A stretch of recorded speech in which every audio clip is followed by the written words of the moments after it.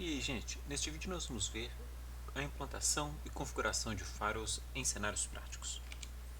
Nem todas os dispositivos em uma rede precisam ficar atrás de um firewall, ou nem todos os dispositivos em uma rede estão sujeitos à mesma política de acesso.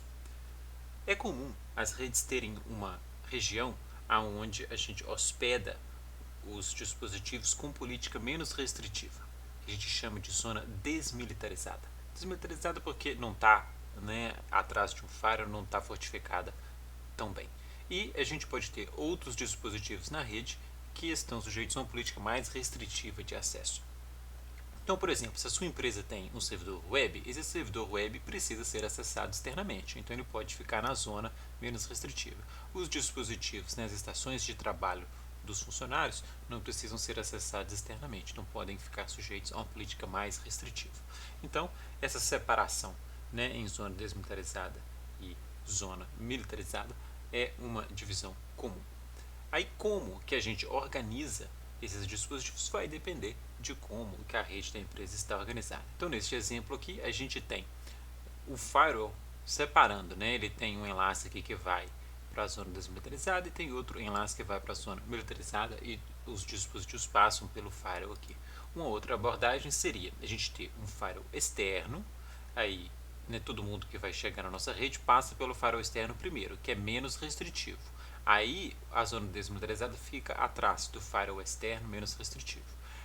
Se você precisar acessar os dispositivos com política de acesso mais restritiva, aí tem outro firewall interno, são dois firewalls, e aí o segundo firewall aqui é que faz a filtragem mais restritiva.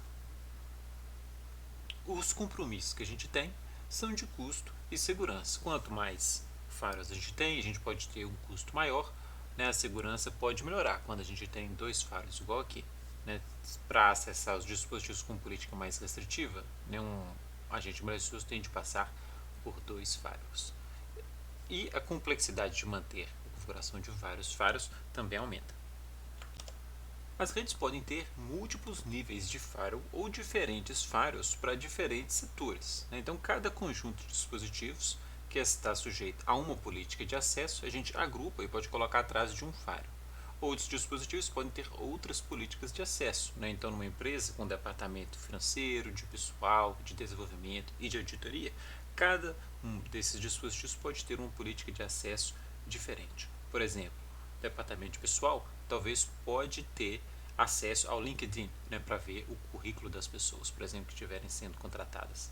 Então, como a gente organiza os firewalls depende das necessidades da empresa e envolvem compromissos de segurança, flexibilidade, custo e complexidade. Então, tudo isso tem de ser considerado na hora de decidir como montar o firewall de uma empresa. Os firewalls não são infalíveis. Igual eu disse, o primeiro requisito é a gente gerenciar as regras do firewall, o que tem uma certa complexidade envolvida.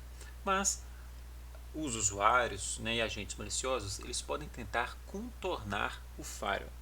Por exemplo, eu falei anteriormente que a porta 53 utilizada pelo DNS ela é liberada na maior parte dos firewalls. Então uma coisa que as pessoas podem fazer é utilizar a porta 53 para mandar outras informações. Então você pode mandar dados pela porta 53, ele vai passar pelo firewall, e aí se você tiver um proxy ou uma cache do outro lado, que está configurado para funcionar com a porta 53, você consegue transmitir dados através do firewall.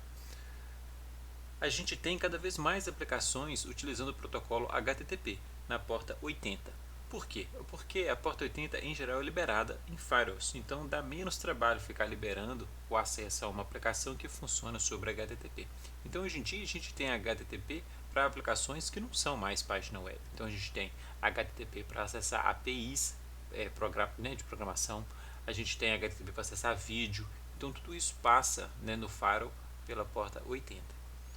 E outra complexidade do firewall é pesar a política de acesso, igual eu já disse antes. Você pode filtrar de mais ou filtrar de menos. E aí tem os compromissos de se você filtrar de menos, tráfego indesejado vai passar. E se você filtrar demais, você pode bloquear tráfego legítimo.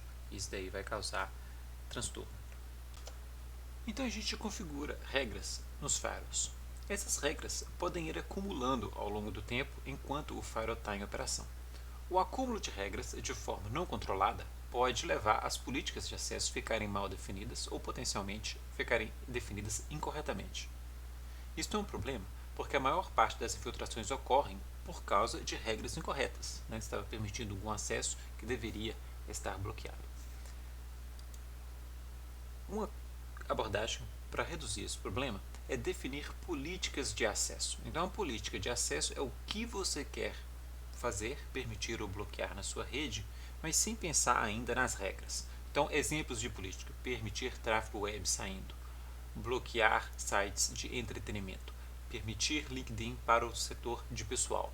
Então, essas são regras alto nível, coisa que a gente consegue raciocinar, e aí a gente pode automatizar a configuração do firewall, que vai gerar as regras automaticamente em função das políticas definidas. E ele pode também remover qualquer regra que não está associada a nenhuma política.